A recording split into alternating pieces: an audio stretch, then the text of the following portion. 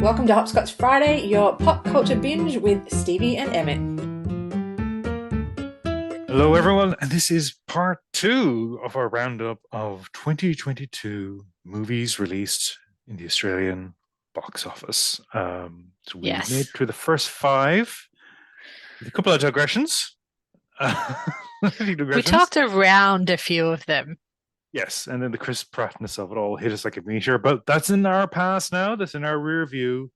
Now we're up to the top five movies released in the cinemas in Australia, movies that Australians actually risked COVID and inconvenience and the cost and blah, blah, blah to go see other members of the public in a small enclosed space. And True. number five of this list, I promise you superheroes, here are some superheroes. The Batman. Now, The Batman. the Batman. Matthew Reeves, I believe. There's Matthew Reeve.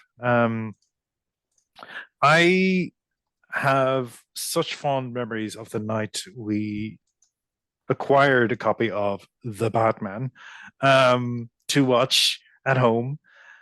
I went into Castlemaine. I purchased some nice booze, some lovely steak sandwiches from a local restaurant. It was all going to be a fine night. Matt Reeves, I'm aware of his work. He's not somebody who, I'd rush out to see one of his movies, but I think he's regarded as competent and gets the job done. And the Batman project had been bounced around a couple of times before it finally was realized on screen. The Ben Affleck of it all was very trying for everybody, but we got It there. was very trying for everybody. We got Robert Pattinson playing Bruce Wayne. We got Zoe Kravitz, Selena Kyle. We got Colin Farrell, unbelievably, as the Penguin. Why not just cast Robert De Niro? Like, just cut the middleman out.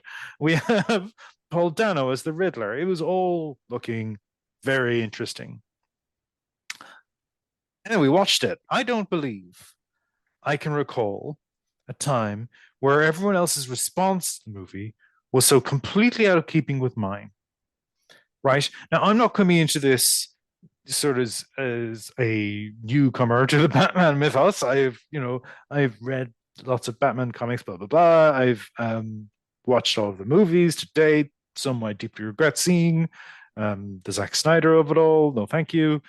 I was ready for a new take on Batman. Even the release of the trailer with that Nirvana song didn't entirely put me off. But I was not expecting such a dour, humorless, miserable, incomprehensible, just through lighting alone. Like I couldn't understand what I was seeing half the time.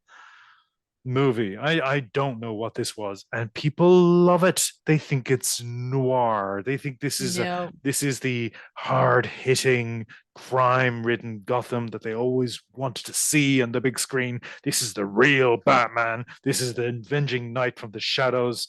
I, I I'm lost. I have no idea what this was. I couldn't see anything, couldn't hear anything, had no idea what was going on, did not understand why Robert Pattinson is Batman, did not think that there was any chemistry whatsoever between him as Batman and Zoe Kravitz as Catwoman or Selena Kyle and Bruce Wayne. I don't even know what happened in this film. I forgot that what's his face was even in it. Colin Farrell. I don't understand why this film was made this way, but I think it speaks to a lot of what those silly DC movies are trying to do. It's like we have to be gritty, we have to be serious. You're talking about a friggin' dude who is a billionaire who decides to wreak havoc in the name of justice on this town, which has apparently just got comic book villains.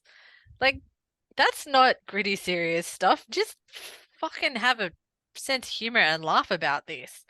I don't get it at all. I really don't. Like I honest to God could not see what was going on, and that was so frustrating that I switched off. Robert Pattinson mumbles. So I don't know what the heck he was talking about. The story, I couldn't even tell you what the plot is. I I kind of perked up when they did have Zoe Kravitz come on screen because I'm yet to be convinced that she is actually good as a performer. So I, want to see what she had to do in this role. And like, it's interesting because I read a number of articles where people are like, oh, the connection between the characters, chemistry between the characters and the performers is just, it's so fantastic. I'm like, what are your expectations of a relationship? Like, I think that says more about you as the viewer than it does about this film because there was nothing there. And then this is the other thing as well. Like, somebody made the comment somewhere that it's like, this is a Gen Z movie because Gen Z is not having sex. So Bruce Wayne and Selena Kyle, Batman and Catwoman don't get it on in this movie. Spoilers. Um, it's just bananas There's a to very me. loving motorcycle ride, which feels like something out of Fast and the What? Furious set franchise, loaded with latent sexual tension that's never realized. Yeah, it's not. I found it interesting that you were talking about in terms of a relationship. Like, I don't think it's meant to be a relationship. I think it's meant to be a sort of a hookup. But even that's Even not that, there. That's not there. There's no tangible I'm okay with the hookup. attraction. There's nothing there. So yeah, it was No. very bizarre. I just felt completely alienated by the reception of this movie, and it did quite well. I think of all the DC movies, DC superhero movies that have come out in the last 5 years, this is possibly the most successful of them in terms, critically, in terms of the fan audience, commercially, insofar as what they've spent on it and what they've actually returned on it, the profit. It's been greenlit for a second film, which is Oh, interesting because God. um, Warner's are going through a bit of a spring clean at the moment, and a lot of people who thought they had guaranteed gigs, whether it be in movies, whether it be in HBO, whether it be on television series, they're all getting turfed out in the street. There's lots of projects just dying on the vine. Lots of superhero movies are just being shuffled off screen. They're not happening. Unbelievably, despite the fact that Ezra Miller has just been running around making an absolute Mickey out of themselves and like being totally horrible and allegedly very dangerous. I don't know how much we can comment on their activities. Um, the Flash is going to get on the big screen because apparently test audiences really loved it. So Interesting. we're going to see the Flash Oh, separate the art from the artist. starring a person who has legitimately been accused of some Pretty awful serious things. crimes, um, potential crimes. So it's very odd that this is the movie that's getting onto the big screen, whereas all these other movies got basically shunted out. So there's clearly something happening. There's some sort of commercial imperative at DC, Warner's, whatever you want to call them now. Well, they're Um, putting a lot of money into these productions. yeah, and the Batman clearly did the business. It's coming back. And I assume it's going to be filming in the UK again. I'm sure there's all sorts of tax reasons why that's now an attractive shooting location post Brexit. Now there's like, yeah, let's get some British productions on off track because the government's like just letting them spend a little money on it. Um, Robert Pattinson, in theory, I'm really interested in what he's doing here. I think he's an interesting performer. I think he's let down by the script, and I think the visuals of the film just I could not read the movie. I could Mm. not actually see what was on screen. The Batman and the Joker are two movies franchises now, which seem to be fixated on these psychological readings of these characters who are, as you pointed out, ridiculous and absurd. And we should just Keep have them that movies where these way. characters are ridiculous and absurd. And there's nothing wrong with that. I feel, Yeah. yeah, I don't like that. Look, as a concept, I think I remember pecking up at a couple of times where Robert Pattinson, I'm like really genuinely trying to understand what was going on. And before I actually gave up on the whole thing, I feel like the dialogue was really not like anybody speaks at all, and not even like good movie dialogue. It was very bad. And I think that didn't help me. The writing was not great.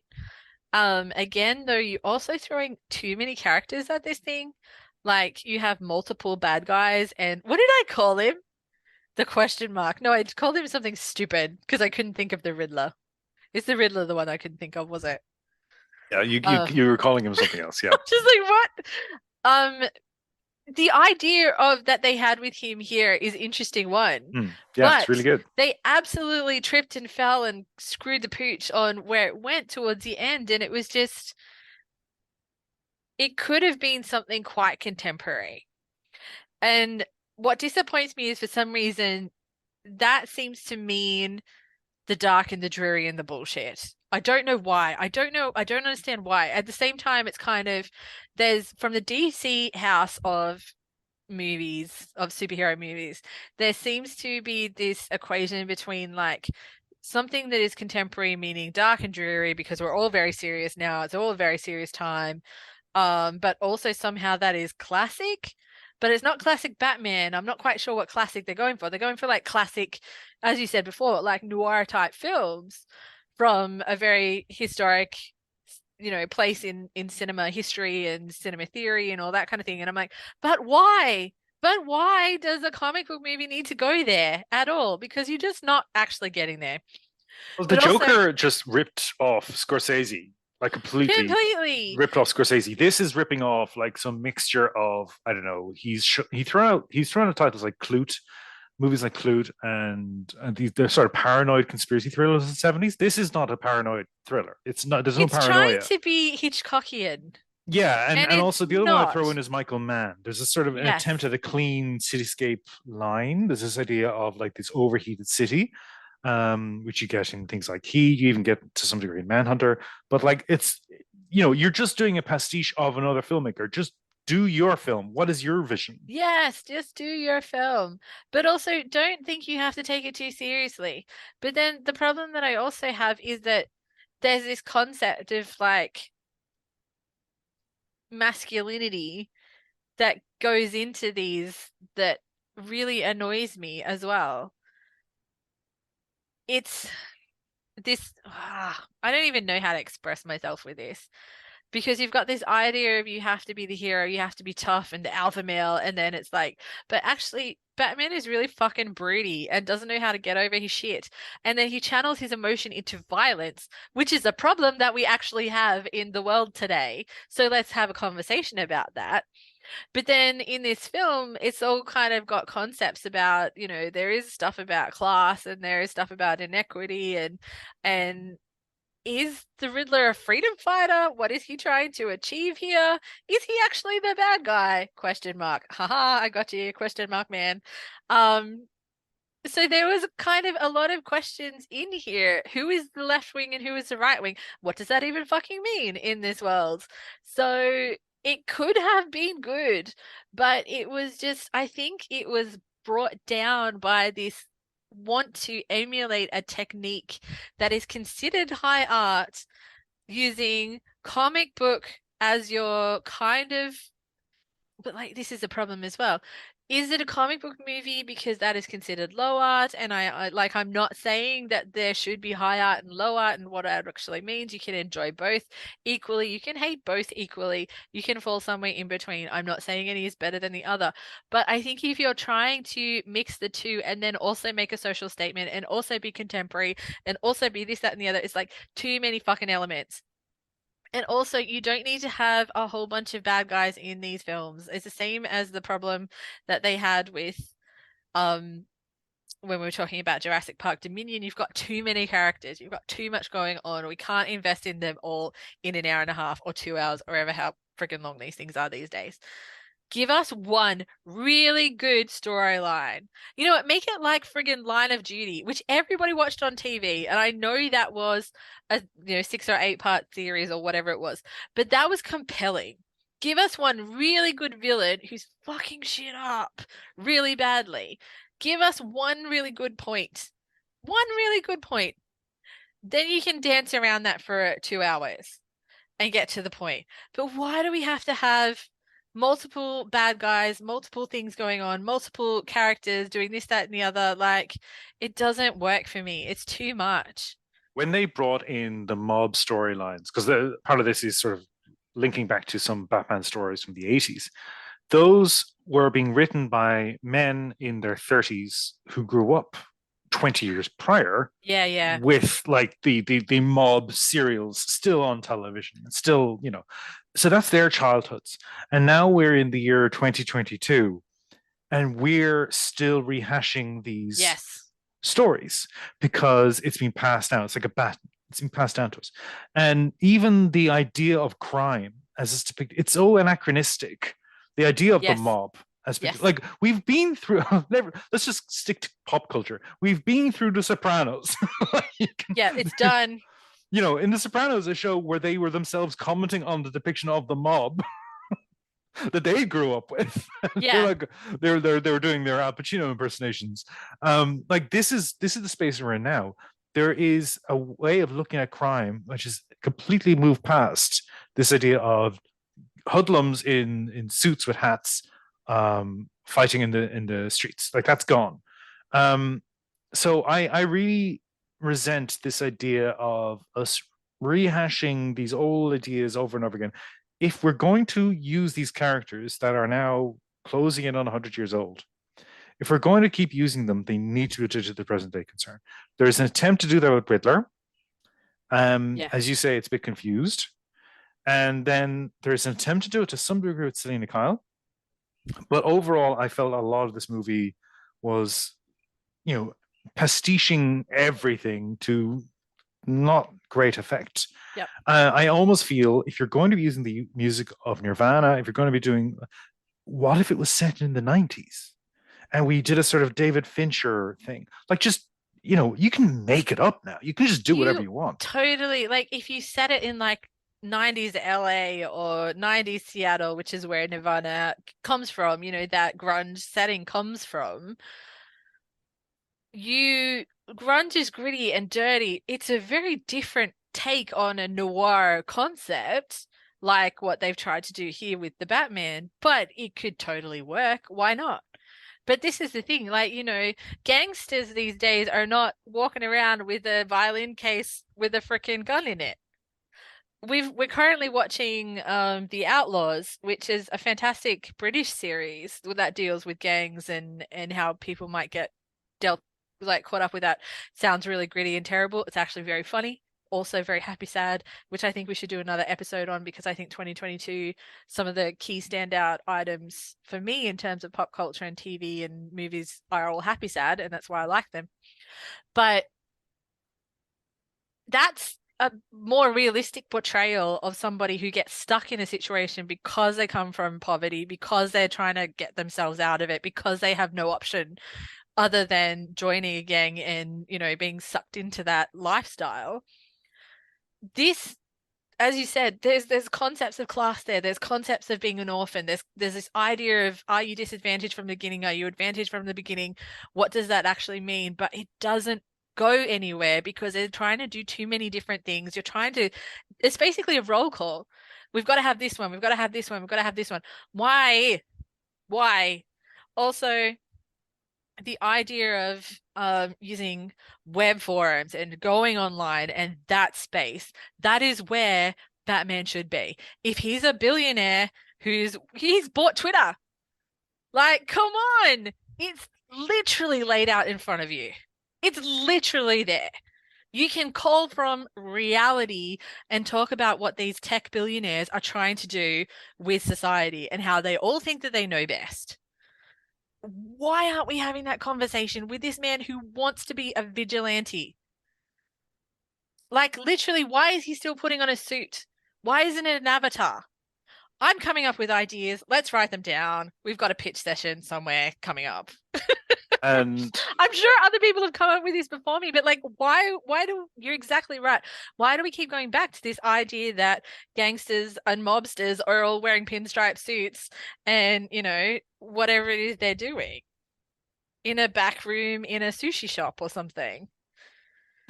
And I feel we should at this point also acknowledge the passing of Kevin Conroy. He died on the November 10th last year.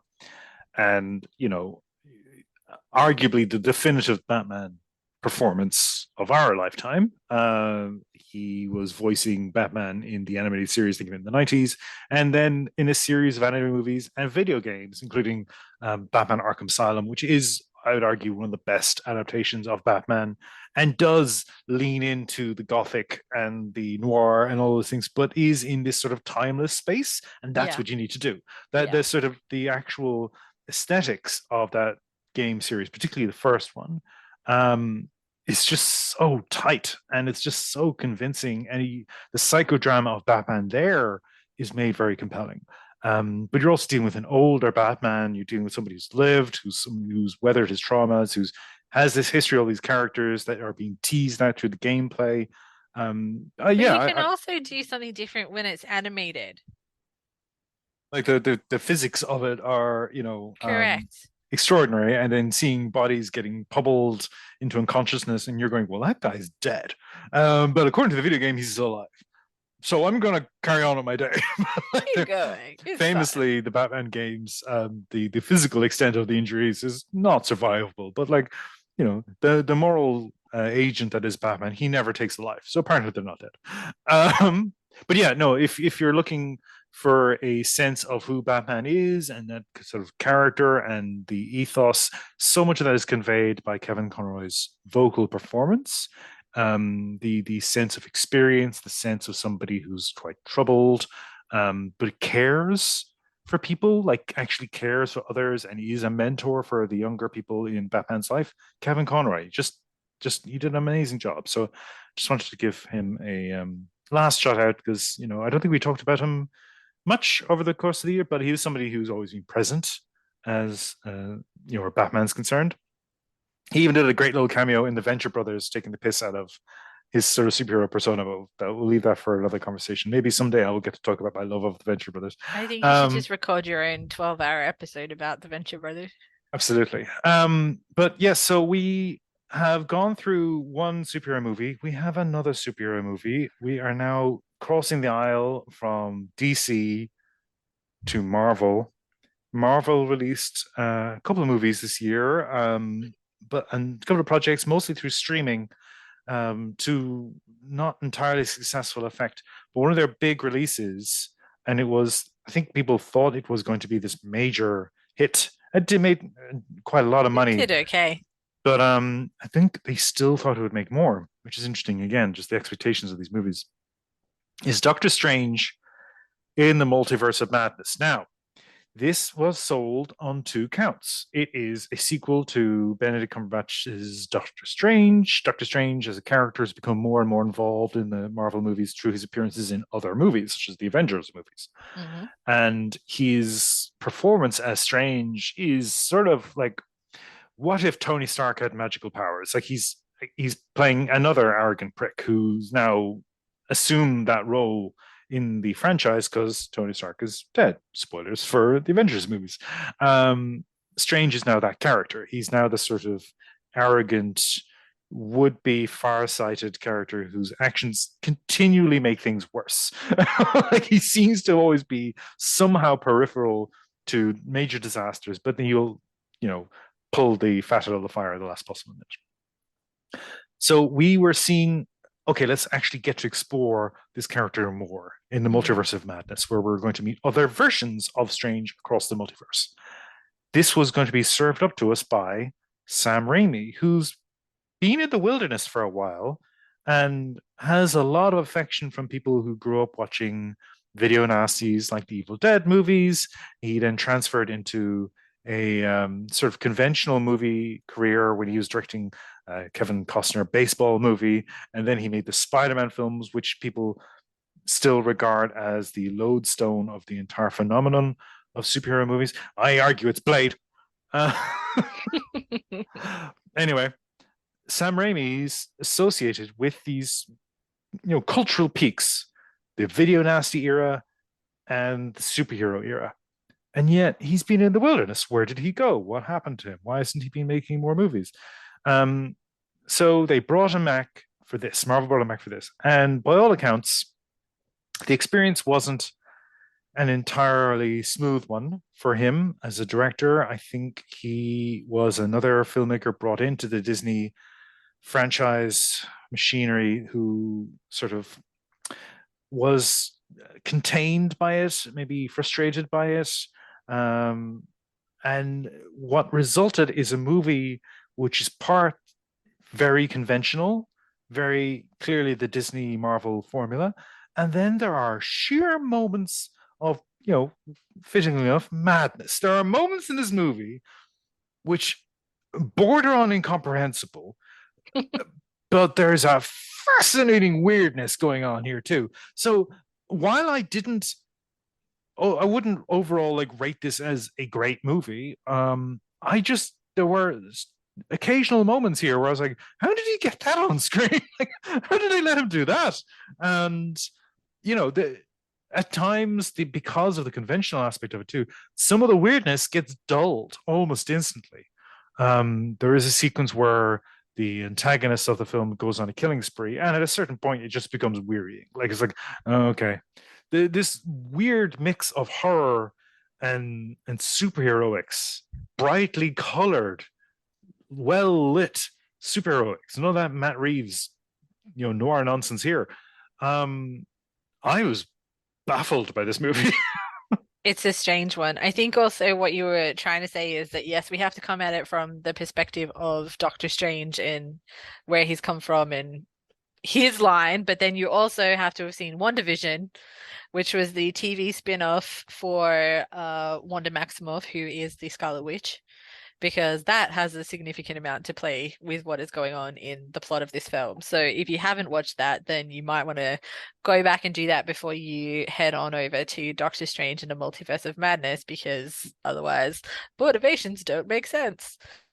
And it brings a whole bunch of threads together, which I think makes it feel like it's not quite a real film. Like I feel like some of the other Marvel ones, when it's the character, it's very much in their world and off they go and you're over there. And we'll talk about another one very shortly where that very much is the case. It's like their little pocket of the Lego set, if you like. Whereas Doctor Strange started that way and then, as you say, has been co-opted into all the rest of the Avengers movies. So we've kind of the character has grown through interface with the other characters as opposed to having their own kind of linear line. Don't want to talk about linear timelines because it's the multiverse, it's all circles and squishes and what have you. But yeah, this is a really strange film in terms of not only the threads that are coming together here, but also in terms of the tone and, as you said, like what gets on screen.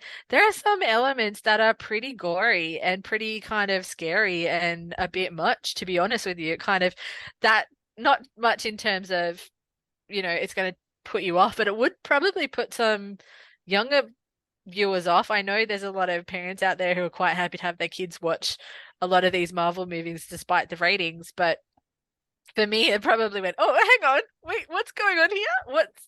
What is happening? Why? Hang on, did that just really happen?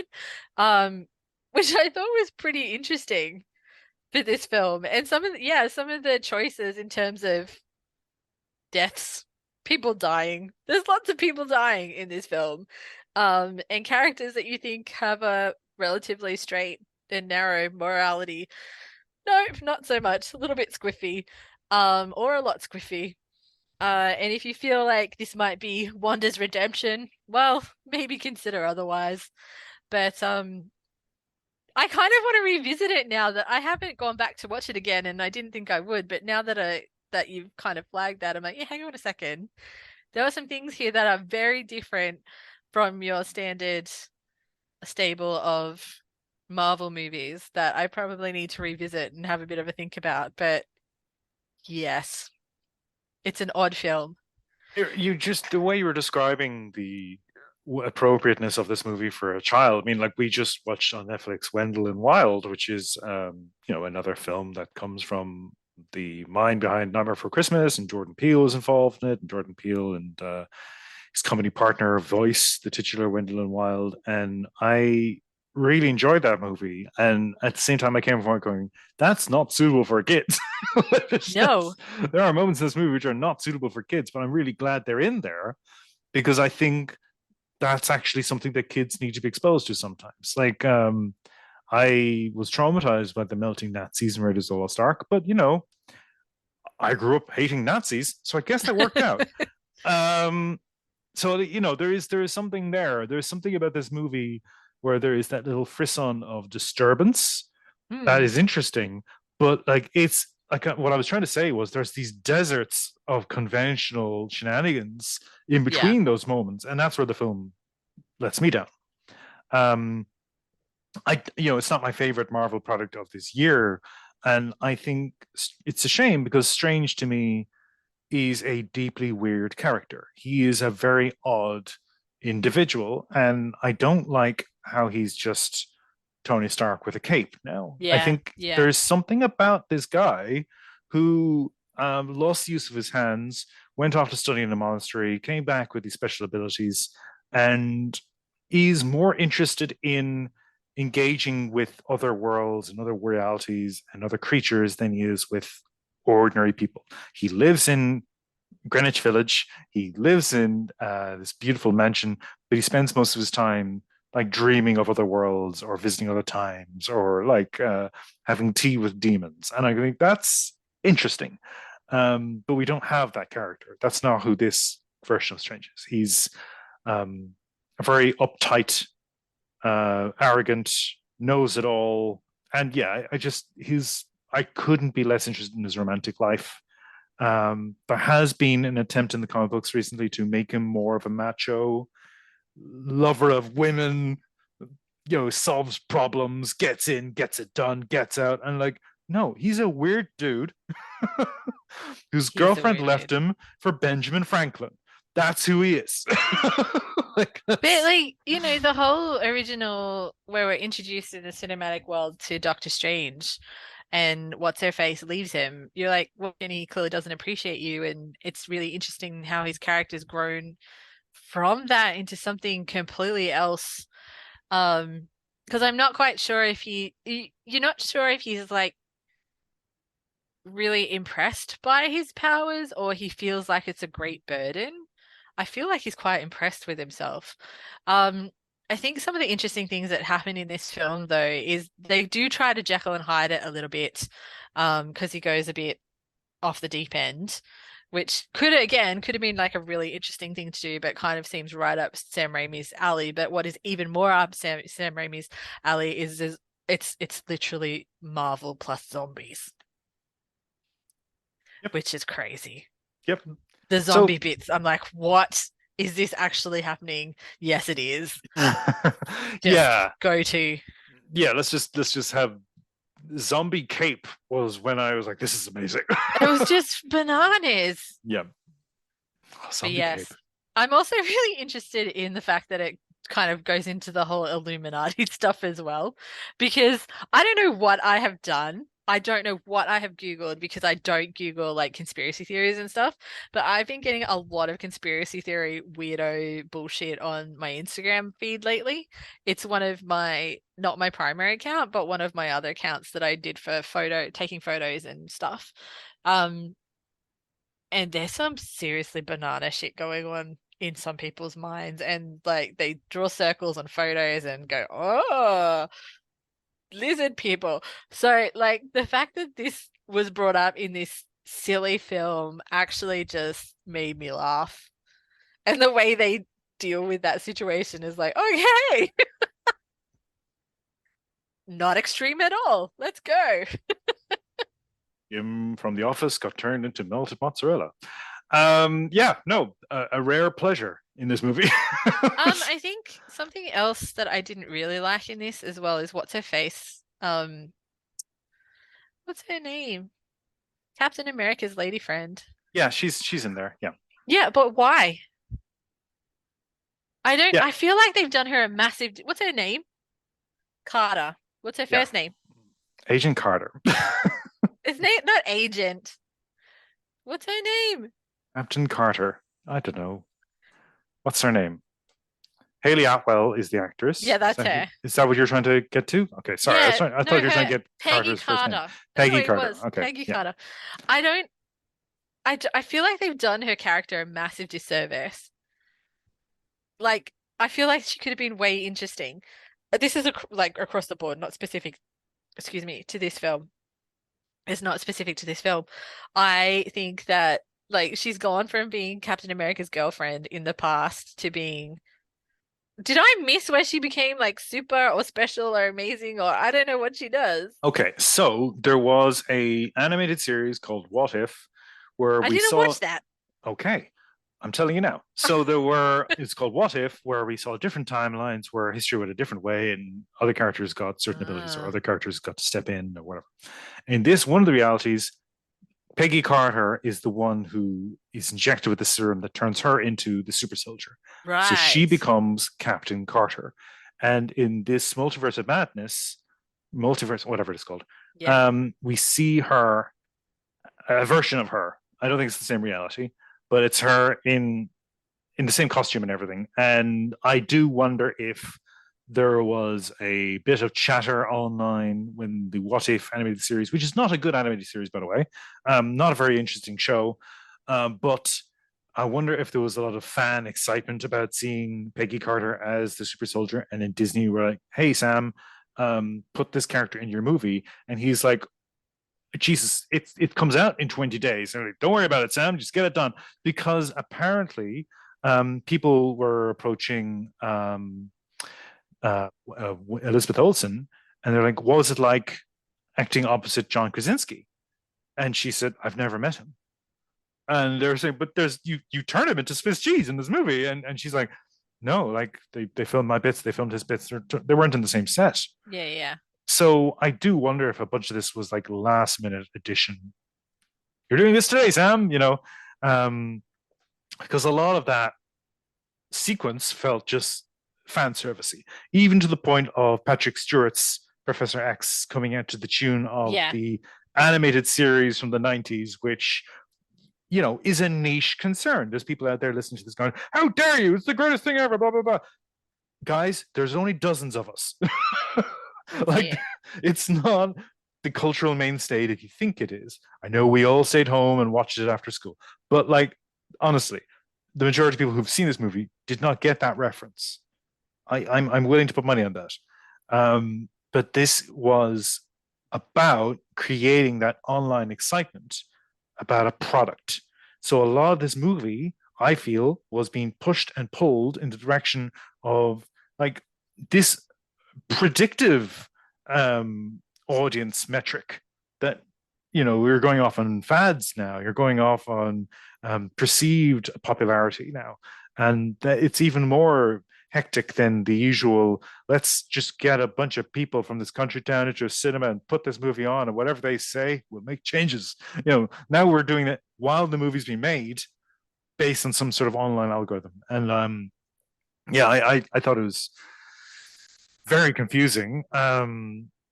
Nothing wrong with the idea of showing these characters in a new light, or showing different versions of these characters, or even introducing, like, John Krasinski's character has not appeared in the movies to date.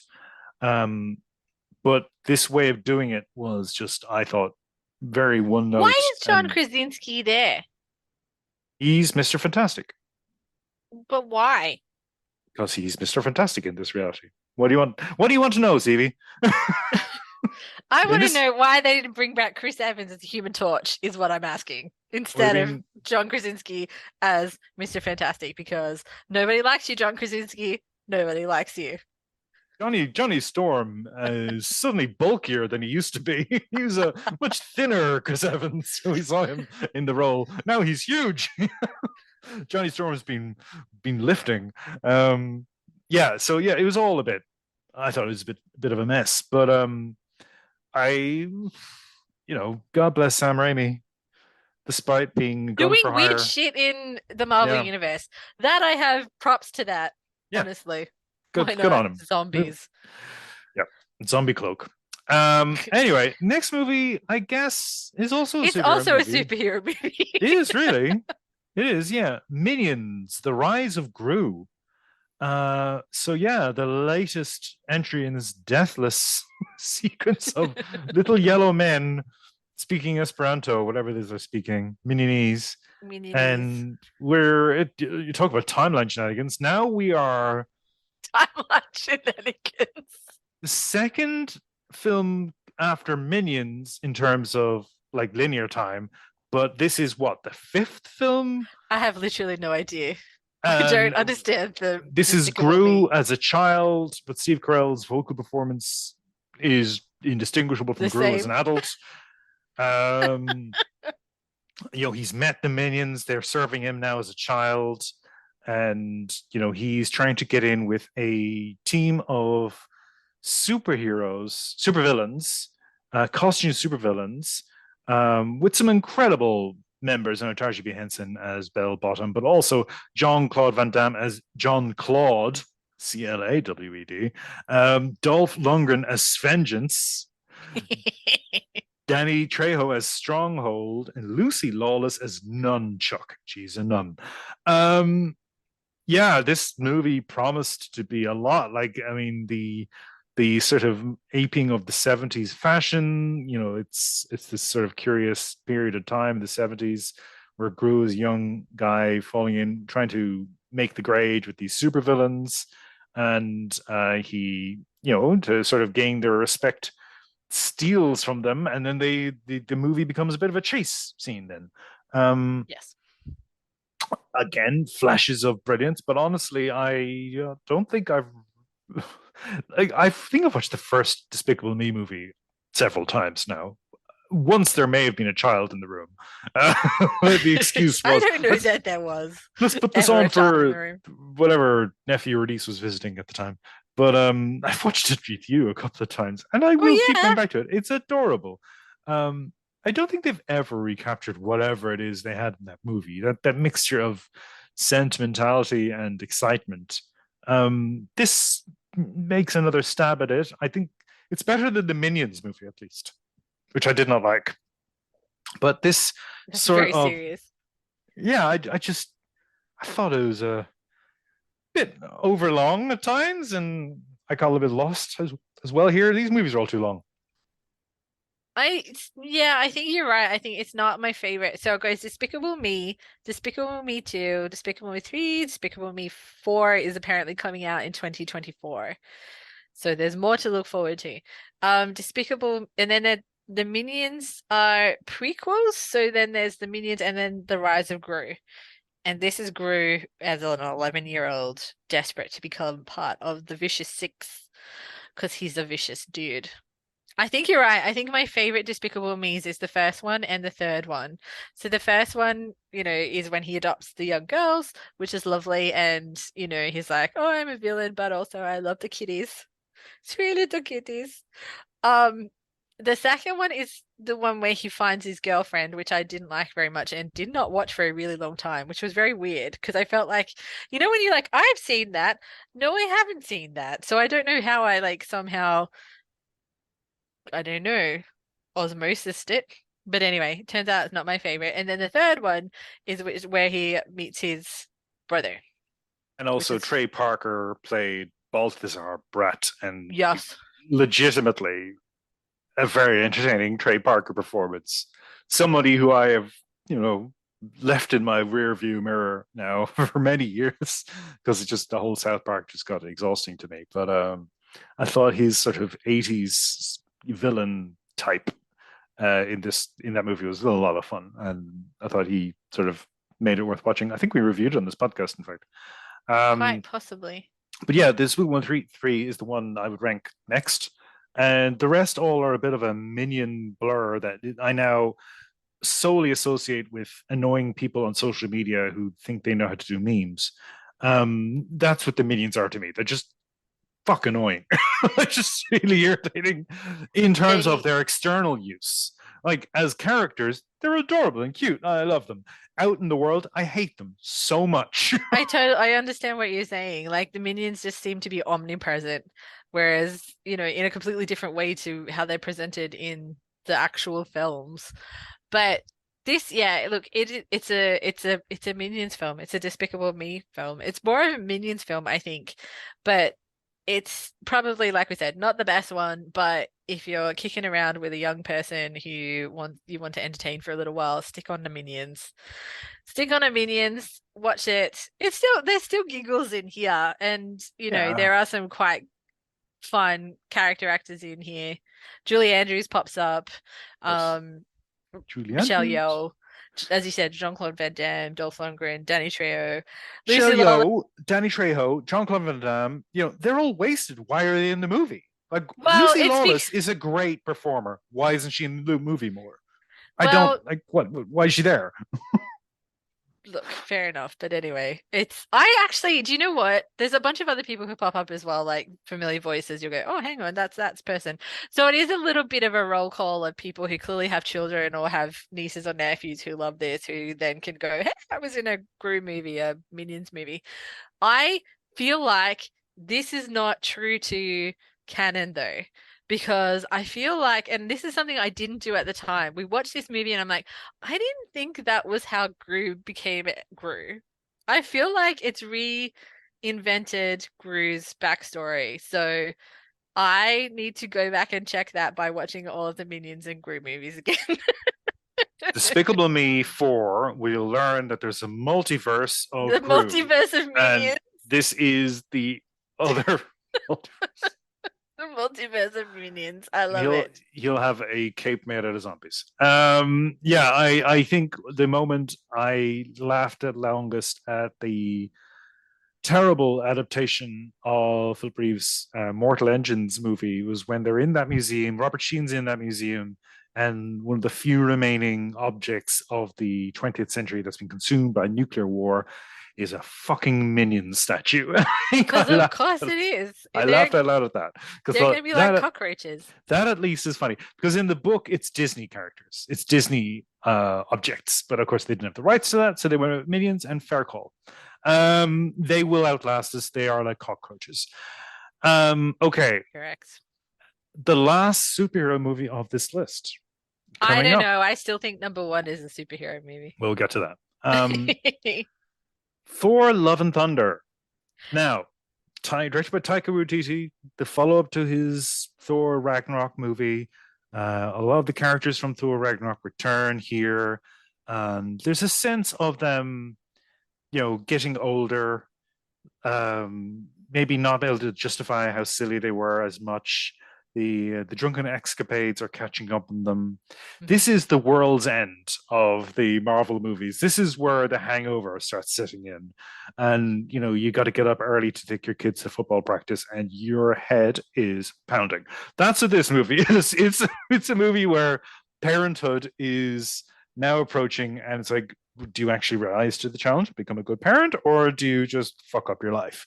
And I feel as if the sort of worn sense of experience and the Australianness of this movie, the sheer number of character actors from Australian television and movies that are stuffed to the gills in here. I think this went over a lot of people's heads. I think a lot of people came away thinking they were going to get another romp, and they got more of the sad element of the happy sad equation with Taika. And I was pleasantly surprised because I'd been hearing things about how bad this was, a terrible movie, terrible movie. I actually liked this one. It's one of the movies on the list of top 10 that I actually liked. No, I like this too. Like, it is not the same as the other Thor, which is called something else. Ragnarok, of course. It is not the same tone. It is not the same story in any way. I think you're right. It's a settling down of Thor, the character, and the characters around them. This movie made me cry. I cried in this film because it's got some really heavy stuff in it, actually.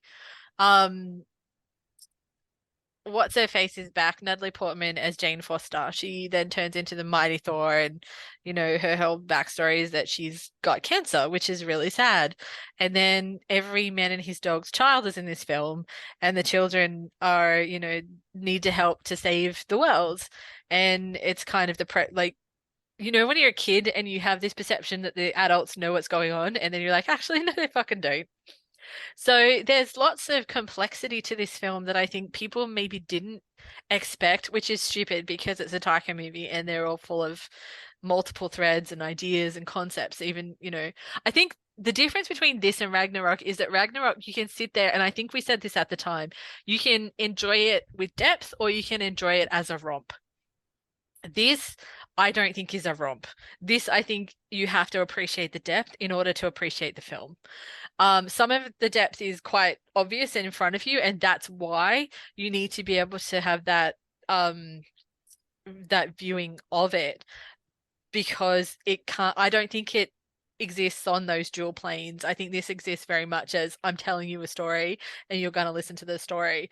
Whereas Ragnarok, like I said, you could see more into it if you wanted to, or you could just go, hey, this is a colorful, crazy madness. Jeff Goldblum is weird. Let's watch this movie. I liked this film quite a lot. And again, it's another one that I probably will need to revisit, but I don't think I have because I cried. I don't want to cry in a movie. Sometimes it's good to cry in a movie. But I thought it was lovely. A lot of people were upset that, this movie starts where Thor is still in the company of the Guardians of the Galaxy, which he was left with them at the end of the Avengers movies. And then they never came back. And at the final battle, whatever, the Guardians could have swooped in and saved the day. And I remember reading that and thinking, well, okay, that seems to be a fundamental misunderstanding of two separate things. Number one, this is the Thor movie where now Thor is going to go off and do his own thing. They have got their thing to do. James Gunn's going to wrap up their storyline now. Two, would the Guardians ever do that? Would they actually swoop in and save the day? Or would they be like, let's just get the fuck out of here? I feel that's more in keeping with what they would actually do. And in the Christmas special, we see the Guardians are now running nowhere and busy kidnapping Kevin Bacon. They've got their own shit going on. This movie opens with Christian Bale's Gore, who's a comic book character, in the comics is this really badass, ripped. He kills gods. He's the god butcherer. He's got this magic sword that can do anything. He can travel around galaxies. He's just wiping people out left and right, blah, blah, blah. He kills all these gods. People are complaining, oh, there's no gods getting killed. In this movie, he's shown as a pathetic, desperate, despairing father. He's just trying to save the life of his daughter when he's got nothing left, and he meets his god. And his god is played by one of the vampires from What We Do in the Shadows, unrecognizably. I did not spot him at all, but who is completely contemptuous of his supplicant's pain and suffering, and does not care, and absolutely has no interest in him whatsoever. And what happens to him next is absolutely deserving. But I feel as if that idea of how removed the gods are from your life, and then Gore is on this quest to set this to rights. Yeah. Thor agrees with him. In a large part, there's a sense of Thor actually, somebody even saying Thor kills more gods than Gore does. And they're going, I think that was kind of the point. I think because Thor is somebody who's been brought down to earth, and he feels a sense of responsibility that his own father didn't really feel. Who was this all-knowing entity, Odin. He truly discovers what it is to be a man and a father at the end of this movie. I can take or leave that as a morale, but I think it's in keeping with the story that the movie's trying to tell. Yeah. That he's like, well, I'm not going to I'm not going to be God of a people. I'm just going to be this child's parent. That's what I choose to do. And that's a worthy place to leave Thor. There's been some scuttlebutt lately that Hemsworth wasn't happy with this movie, blah, blah, blah. After Hemsworth being so delighted with the previous one, because he finally just break out of his character and be comedic and blah, blah, blah. So I find it interesting that there's now this, because public sentiment is not on the side of Taika anymore. There's a sense of there's a bit of a turning happening. Chris Hemsworth, who put his entire family in this film, who has decided to take time off to spend more time with his family because of some medical diagnosis type thing. The man who's extreme family man didn't like that Thor turned out to be a family man. Really? I don't know. It's scuttlebutt. Who knows? But I think the depiction of the characters, the arrogance of the gods, Gore having a case. A lot of villains usually have a good case. The sequence where Gore turns into the child catcher from Chitty Chitty Bang Bang lives rent free in my brain Christian Bale did the job. He did what he was asked to do. He's a troublesome character in his own right, but like if you give him a part to play, he'll play the part. Oh, Christian Bale is a performer. Like Yeah. he's worthy. But what we're dancing around and what we really need to explore, I think, in this run through of the top 10 movies released in Australia, what was Russell Crowe doing as Zeus? And people so alarmed by his performance and his little skip down the steps holding his skirt. And I loved it. I loved every minute of it. It reminded me so much of being in the marketplace in Melbourne. It was such a great take on this type of character. A lot of fun. It's ridiculous. It's silly. It's stupid. It's absurd. I loved it. I love it so much. We are on the opposite extreme from the grim and gritty. Now we're at the silly and wild, the Wendell and wild of silliness. That's what this is. And Zeus as a Greek street greengrocer, amazing impersonation, amazing performance. I loved it. So yeah, that's all I have to say. No, fair enough. I'm very happy with who they've cast as Hercules as well. I mean, people no, I cannot wait to see what he does. No complaining. Yeah, it's an odd film. It's a strange version of all these different characters being depicted here. Natalie Portman's whole storyline as Jane Foster, as you say, it's tragic. It's so sad. But then you've got scenes with, Thor's jealous axe slowly coming into frame, eyeballing him because he's staring at the X. The X. I don't know. I had a lot of fun with this movie. Yeah, I don't think it's. Well, yeah, again, as with all kind of Marvel movies, people jump up and down because they don't like something about it. But I appreciate the idea of doing something different, like we were saying with the Multiverse of Madness, Sam Raimi coming in and doing something weird. Didn't necessarily work, but he definitely put his stamp on it, did some weird things with zombies, and upping the kind of violence and gore level and inserting a little bit of horror. So, I'm interested to see things that are trying to push that envelope a little bit, especially now that we finished the Avengers ish. I don't know. Apparently there's another Avengers movie. I don't care. That cycle has kind of completed itself, and I feel like there's an opportunity now for people to go off and do something a little bit different, but retain that IP, and that'll guarantee your studio gets money. So here, have some, off you go. But there's clearly a line there that they still need to make sure that the characters are somehow true to themselves. And I didn't see the characters here as being untrue to what we've come up with so far. I think Ragnarok was a bit more left field, but I feel that even prior to that, Thor had a comedic streak in that he's not of this world. So his perception of things is not going to be informed by the same history and experience. So, he would say a line and it'd be like, well, no, that's not quite right. But it'd be kind of more sincere because he didn't know, versus the Taika Thor who's just a goofball for being, because he's a goofball. So the character has evolved. Also, I feel like the first Thor movie is boring. It is one of my least favorite of the Marvel films that I've seen, which is most of them, if not quite all of them. I haven't seen them all. So we've come a very long way with the character of Thor. I'm very glad that Taika has got to play with these characters. I think he's done a really good job of giving them more depth and rounding them out. I know I've said the word depth about 45 times. Please keep drinking when you hear the word depth. I like this film. I really liked Ragnarok, so this one is probably not quite second to that one, maybe. It did something different, and like I said, I got an emotional response from me. So what is a film supposed to do if not elicit some sort of emotional response? The end. Very good.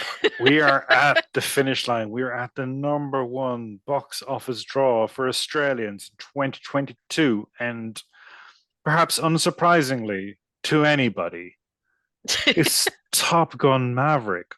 What will it take to stop Tom Cruise? What do we need to stop him? Someone stop him. Nope. Nope. Nope. Don't stop him. Let him make more silly movies where he jumps off planes and falls in Going to holes and does die. stuff. He's going to get someone killed and he's Look, going to die. I think statistically speaking, you're probably correct. Like it can't just keep going right for him. Although he does have enough money to make sure that if anything happens, he'll come back as the Bionic Man, stronger, faster, better, can do it all. This movie, so many people were looking forward to this film. So many people. And I follow some on Instagram again, some people who are renovating their home because we know what that feels like, or specifically renovating or restoring, more to the point, an old house or a house that has like some sort of historic significance, which is again what we're doing slowly and expensively. Anyway, that's a whole other podcast about how we decided to buy an old house in COVID, and maybe that wasn't the best decision of our lives. Otherwise, moving on.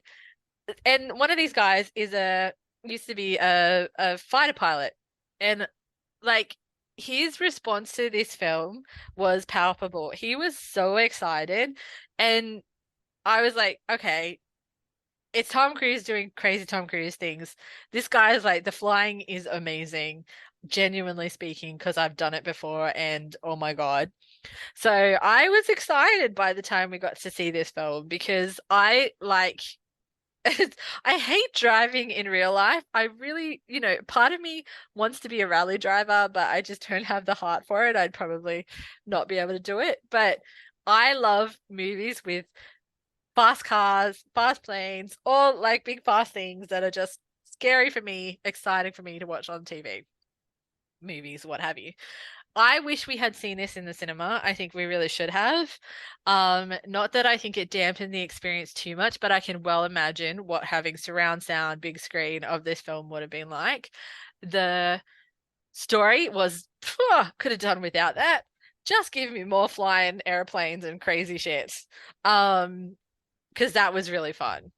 I don't really know why they decided to make this film. In fact, I didn't think that Tom Cruise was ever going to make it. I thought he had literally said that there was going to be no Top Gun 2 or something. But I feel like he'd said that in the context of he wasn't going to do it unless he could do it himself, in terms of how he goes off and does all his stunts and does all his business. I think that was the context. My understanding was that as a young actor, after the first film, he said something to the effect of, I won't make another Top Gun movie because it's war propaganda. Oh, also, yeah, sorry, no, that too. Which is very, very interesting for a young performer to do. And I don't know if that's something that, I don't know if there's something else at work there, or if that's legitimately how he feels, because it is war propaganda. And again, in this movie, there is a sense of, well, who the thing that Hot Shots took the piss out of with the black masked enemy fighter pilots is like, who's the opponent? Who are you invading? And this is an invasion movie. This is where they're going in and they're taking out this infrastructural hub in this country. We never find out where it is. It's a mountainous region with what look like deserts. So there's a broad hint as to where that is. But what is this movie saying? What's the point of this movie? And the concept is that the pilots trained by Captain Maverick now in this movie, the young whippersnappers who he eventually steps in and takes the lead from because they just don't have his talent. They need to get a human being behind the cockpit of a plane to take out this target because machines just can't cut it. Machines just aren't able. Drones they just can't do it. What we need is real men and real women in American cockpits fighting the enemy. That's what this is all about. And there is a sense of spectacle, pure spectacle, because you have more emotional investment in a person in a fighter jet, and these actors are in those jets. That's the other thing as well. Like Cruise insists that they all do it with him. They're all in these jets, so there's an emotional connection. But there's also a weird sense of the machismo of American military men at play here. And I think that's part of that propaganda drive. Be a real man, join the army. That's what's part of the drive here. and the faceless enemy who you can, with glee, murder as much as you want, they don't count. Their humanity is not even at issue here. You're just blowing up a depot. Don't worry about it. What is in that depot? What does it do? Is that the entire power infrastructure for the country? You just take it out. What is this movie about? Where are you attacking? There is a disconnect between the real world and what happens in this film, to the point where, as you said before, this is a superhero film. They're fighting orcs. They're fighting the scrolls. They're fighting these faceless aliens. That's what's happening here. And I'm, it's no surprise that the guy who made this movie, Joseph Krasinski, not Joseph Krasinski. What am I talking about? That's Jim from The Office. No, it's fucking, what's his name? No, you're right. Joseph Kosinski. Kosinski. His previous movie with Tom Cruise, Oblivion, was largely about a lone hero wandering the wasteland, murdering faceless aliens. And then twist, they're not faceless aliens, they're actually people, and he's in service of the real enemy. And for them to have made that movie and then to make this movie, which flips that, no, kill them, kill all of them. Doesn't matter. They're not really people. I'm fascinated by that. It's got a plot that's as thin as tissue paper. It's got character motivations that make no sense. The thrust of the narrative is that only Maverick can be the guy behind the stick of a jet plane. These young people can't cut it. His romance with Jennifer Connelly is weirdly adolescent. Yeah.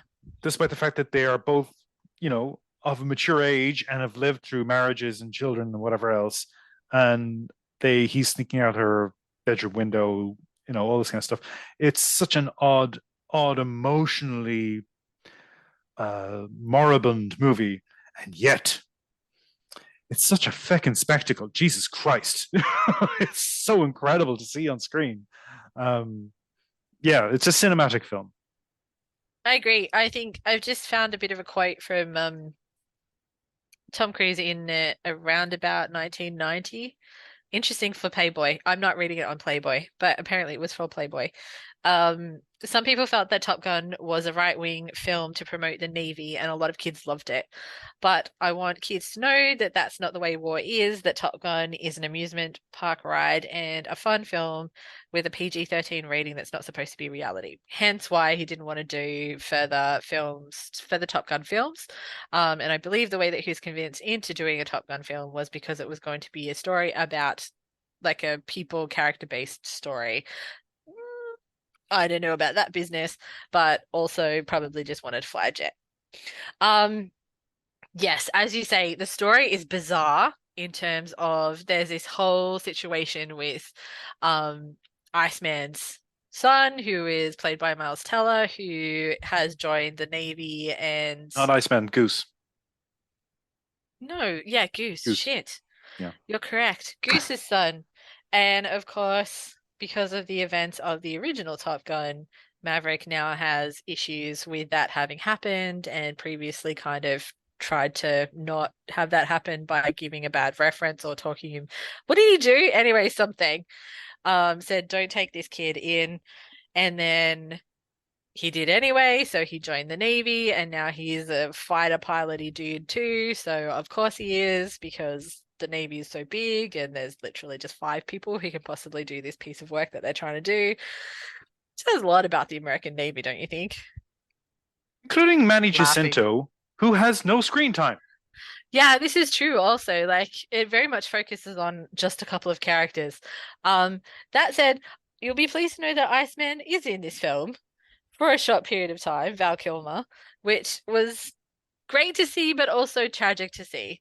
So it's, he's had quite a lot of illness and can't speak properly due to throat cancer, I believe.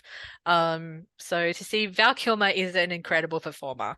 Val Kilmer in the original Top Gun is fantastic. Val Kilmer in a whole suite of movies is he's got a screen presence. He has a screen presence even here, but to see him in the state that he is in, I'm one, very glad that he got the opportunity to do something that clearly is important to him and he's passionate about. But two, it's really sad to see that he's unfortunately not very well, and unfortunately it doesn't end very well for him in this film. Which, you know, it blends a little bit reality and not quite reality a bit too much. I found that a bit of a moment. That said, it was kind of nice to see him and Tom Cruise on screen together a little bit. Yeah, the problem with the relationship between Maverick and whatever her name is, Jennifer Connelly's character. Jennifer. Let's just call it Jennifer Connelly's character. She's called Penny. She's Penny Benjamin. I didn't even know she had a name. I was kind of surprised to see Jennifer Connelly turn up in this film. I didn't see her at all in the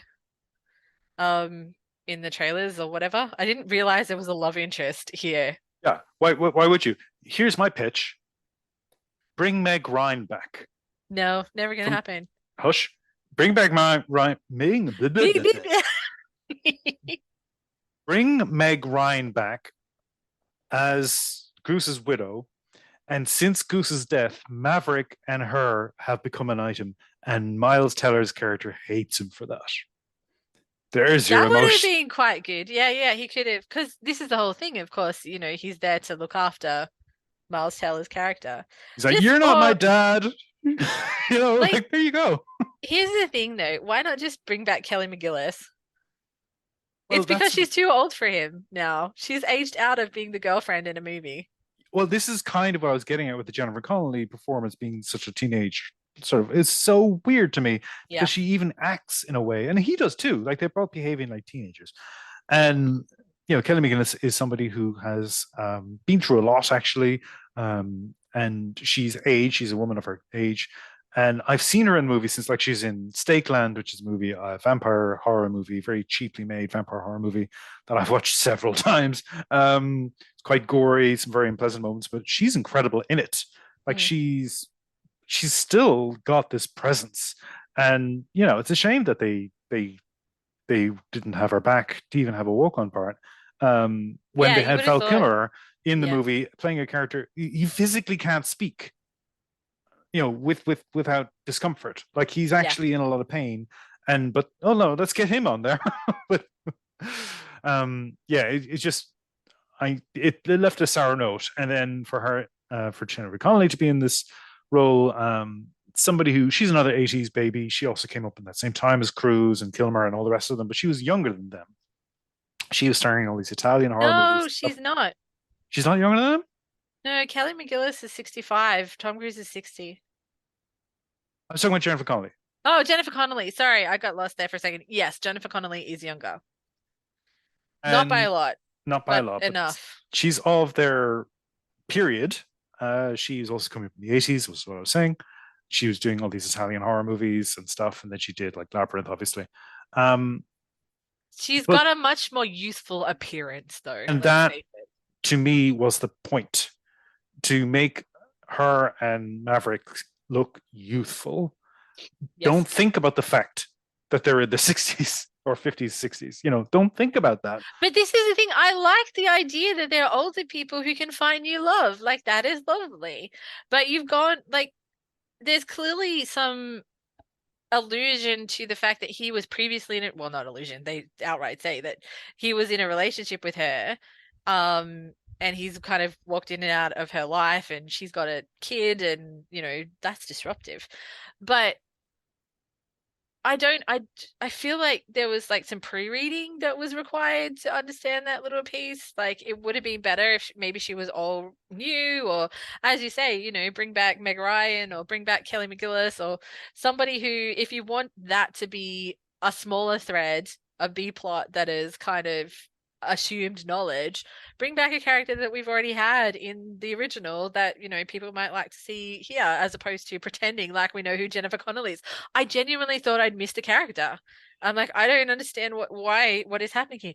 But also, I think you're right. I think she brings youth to him, because we need to remember that Tom Cruise is in his 60s now, which, like, good for him. He looks pretty good and he's doing crazy shit. So continue with doing that into your middle and later age. But that was strange, and it was very useful in a way that I feel like the original Top Gun was kind of that way. His relationship with Kelly McGillis was very kind of passionate, and this was not. This was childish. Not that I'm saying you needed to reignite this passion, because there was a whole other situation of stuff going on, and like the original Top Gun is just like a sex movie, honest. The whole thing is a sex movie, mostly about men. But, you know, let's not talk about that. Tarantino has his theory on this, yes. Oh, no, it's 100% correct. Actually, Google that. If you Google Quentin Tarantino and Top Gun and he walks you through it, it's pretty funny. Look, I think Tom Cruise did nothing here, which is what I expected. I thought Val Kilmer made me cry. Miles Teller, like him or hate him as an individual, there's some issues with him, but he performs. I actually find him to be a good performer. Ever since I saw him in that drumming movie, I'm like, holy shit, this kid's got something. This kid's got something going on.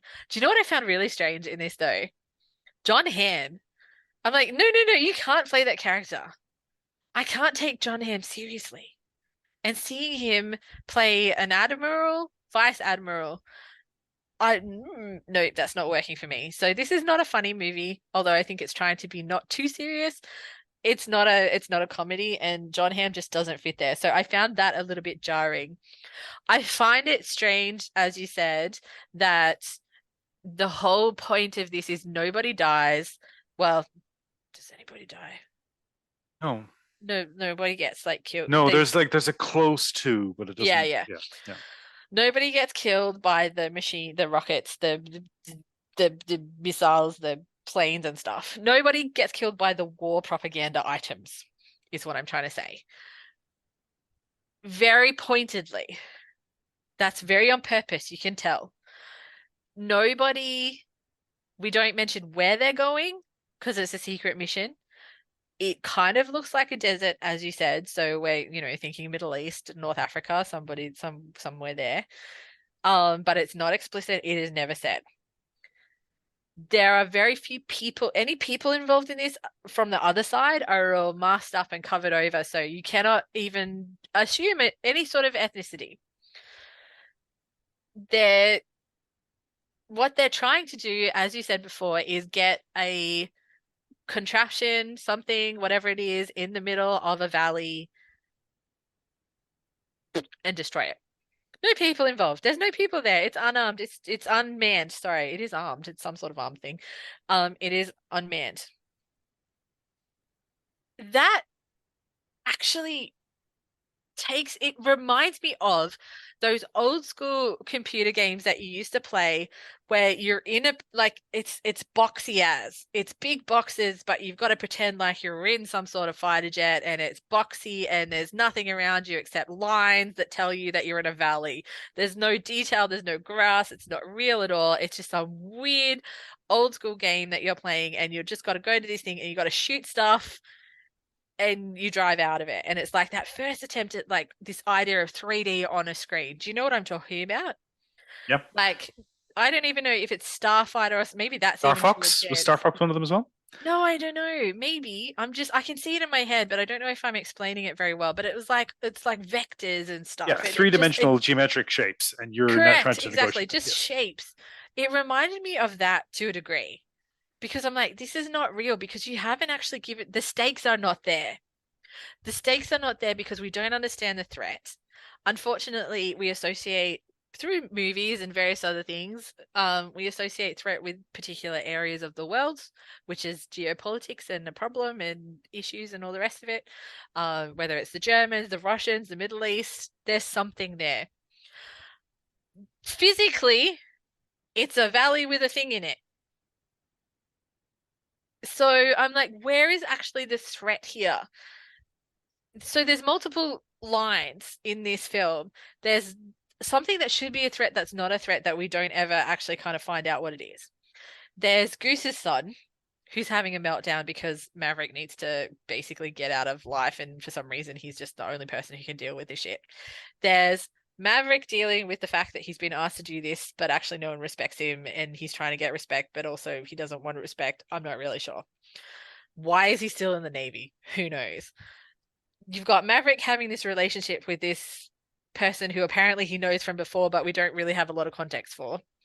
And you've got his relationship with Iceman, who's now the big boss of everything. So, he's got no respect over here from the practicals, but he's, able to drop in on his old mate, Iceman. Iceman's been protecting him in his career as well. Yeah, basically. And you're like, well, he's the big boss dude because he loves him. But it doesn't, like, none of it really tied together in terms of story, but the flying was fucking amazing. Like, this is the problem that I have with this film. The film has no narrative substance, but I really like them flying around and stuff. So that's what I have to say about this film. It did really well. People loved it. There was a lot of hype. It's been coming for a long time. It's Tom Cruise flinging him. That's part of it as well. He's flinging himself around the place. He's in his 60s. Like, that's crazy, man. And it wasn't a superhero movie. And And it people were wasn't just a superhero movie, and that's it. People came out in their droves to Yep. see this film. Yep. And I think that sort of put a lie to the idea that Hollywood is just tied up with all these pre-existing IPs. I mean, the other great example from this past year is Everything Everywhere All at Once, which isn't in the top 10 here, but it's an extraordinary vision, an incredible film, just beautiful, emotional, family drama with, again, multiverses at work, and very surreal, very interesting, very creative, very inventive visually. And people Weird film. came out to see that film. I think what you made the point, like you said, pre-existing IP. This is pre-existing IP. You have to remember that, and there is a lot of nostalgia for this. So that's not entirely correct to say that. I know you're saying that it's not a superhero movie, but it does have pre-existing knowledge. It's a sequel. It's a Correct. sequel. And I Yeah. think what probably needs to be said about these, regardless of whether you think the Batman is a sequel or not, it has pre-existing IP. So 8 out of these 10 movies that we're talking about, highest grossing films of 2022 in Australia, are sequels. Uncharted is not necessarily a sequel, however, it has pre-existing IP. Elvis is the only one that is a kind of independent, however, arguably pre-existing IP. Arguably All of them. Elvis estate product. Yeah. Exactly. So, like, I mean, I separate that only slightly in terms of comparison with Uncharted, which is it's a media product. Elvis is not a media product in the same way. However, he is hugely cultural product. He participated in television back in the 50s, 60s, wherever. Elvis Goes to Hawaii. Turns out he never did. So it's interesting to see that actually there's nothing there would never be anything independently made here, but there's nothing new in this list. So what might actually be interesting is for us to go away and have a bit of a Google about other things and how they did on their release that aren't connected to something else. As you say, absolutely everything, everywhere, always, forever, whatever it's called. Jesus, you massacred that. Everything, everywhere, all at once. Is that it? Oh my God. Yes. Yes. Jesus. Sausage fingers. Sausage fingers. Oh my goodness. What a great movie. Yeah, no, I think that's a fair assessment. They're all sequels. That's incredible. Or adaptations of some kind or another. And that's somehow sort of related to something that people will have knowledge. That's clearly knowledge the of. business model. That's clearly the sense. Now We've cracked it. No, but there's been some chatter in the past week about because a lot of people are ranking on Babylon, the new Damien Chazelle movie. You just talked about Miles Teller and Whiplash. That was his sort of breakout film. And he's made this new film about 1920s Hollywood. It's all about excess and sex and drugs and people's obsession with fame and blah, blah, blah. And apparently Hollywood elephant shit. And no, thank you. It's been absolutely ridiculed. And there's a certain contingent online who've come into its defense saying, well, if you want original filmmaking from Hollywood, you need to go support these kinds of movies because otherwise we're just going to have superhero film. I'm going, everything ever all at once also came out this year. So shut the fuck up. Like, you don't need to carry water for every self-indulgent piece of pretentious nonsense because it's not based on existing IP. That's not how that works. That's not an accurate assessment. So yeah, I think there's two sides to this. I kind of feel as if the movies which do get made, which have no, like the other one was Amsterdam, a movie based on the business plot, fascinating historical event. Yes, let's have a movie about that. And they served up that amateur hour piece of nonsense, which includes a historical account of fascism on the rise in America with everybody just needs to get along. Go fuck yourself. Like, no, thank you. Right. There's more here. If you really want to make original films, you need to actually commit to the emotional stakes and the meaning of that story, particularly of a historical drama. If not, just make superhero movies and stop wasting our time. Just do it. Who cares? Just who cares? I think the other ones that are worth mentioning, in that space are Nope, which you mentioned in the previous episode, which we went to actually the cinema to see and we were going to actually see two films back to back. The other one was going to be Bullet Train, and we haven't actually gone back to watch that. But Nope was such a kind of such a journey on itself that we decided actually we need to go and eat some pizza now and calm down because that was really quite affecting. I'm given to understand The Woman King is very good also, and we haven't seen that yet, but we have it lined up to watch. Yep. So there are films out there that are worthwhile.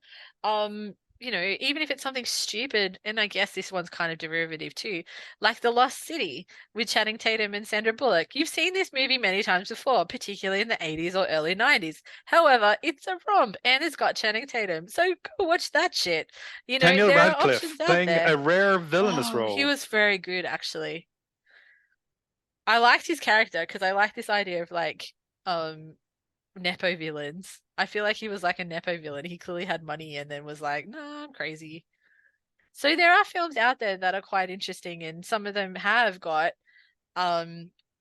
relatively well-known players in them. So options exist, people. You don't just have to watch sequels. Although clearly, I think, do you know what it is?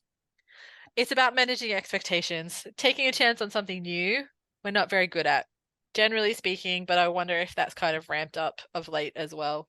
If you're going to spend money, if you're going to go out, if you're going to risk COVID, you want it to be worthwhile. And your best bet about that is probably something that you know about or have seen before or are relatively confident with, as opposed to trying something new. But you should try something new. Sometimes disappointment is okay. You don't have to like a film. Is okay. Thanks so much for listening. This was our blast through the films of 2022 that made it to Australian cinemas. There are so many other films out there on various streaming channels, like independent festival screenings, international movies that we sometimes get a sniff of. If you can attend a screening at a festival, I encourage you to do it because you actually get to see some diverse filmmakers that way. Absolutely. But yeah, these are the ones that were popularly released, and we thought it'd be interesting to try and take a dip into what Australians wanted to put their money down and see in the COVID era. This is what you're going to go and to the cinema and see. Turns out a bunch of superhero movies and sequels. We can do better. And this is coming from somebody who loves superhero comics, but I want good ones. That's the question. That's what I want. True. And I think sat through Black Adam, and I don't know why we did that. That was really sad. I wish that was better. But this is also, also to say that, Avatar, the original film, was the highest grossing movie ever, ever, ever. And just before the end of the year, Avatar, The Way of the Water was released. So I don't know if that would now knock one of these off. But again, it is a pre-existing IP and it's a sequel. So also, I don't care about the Avatars. Unfortunately. So it would be another one that I have not seen. Yeah. Well, on that note, as I said before, we will leave you. And as always, thank you for listening. Thank you for listening. This has been Hopscotch Friday. you can find us via hopscotchfriday.com or you can email us at hopfriday@gmail.com. Thanks for listening.